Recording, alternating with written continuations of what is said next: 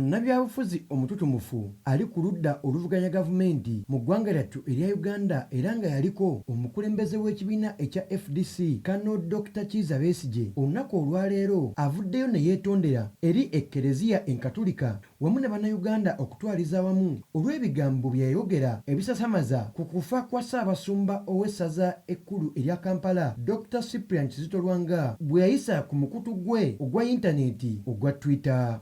Kinajjukirwa oluvannyuma lw'okufa kwa Lwanga olunaku olw'omukaaga ssabbiiti ewedde, Besigye olunaku lwa bbalaza yavaayo n'ateeka obubaka ku mukutu gwe ogwa Twitter ogwamugatta bantu nga yeemulugunya enfa ya Ssaabasumba era nga mu bubaka bwe yalaga nga enfa ya Lwanga egambibwa okuba ey'omutima nga bw'etaali ntuufu era ono yavaayo n'ategeeza nga bw'alina okubuusabuusa ku byali byazuulibwa ku nfa ye.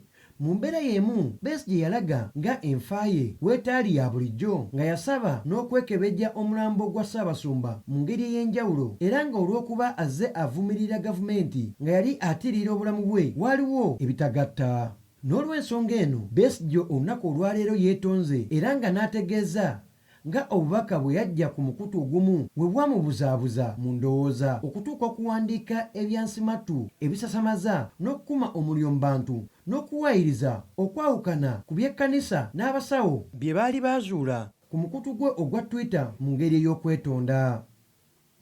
Ssaabasumba Dr. Cyprian Kizito Lwanga olunaku olwaleero lwawumuziddwa era ono aziikiddwa e Lubaga munda mu Lutikko ku mukolo ogwetabiddwako abantu bangi ab'enjawulo mu kumusiibula okudda eri Mukama. Saika Yasin Sekalaala, STV Select.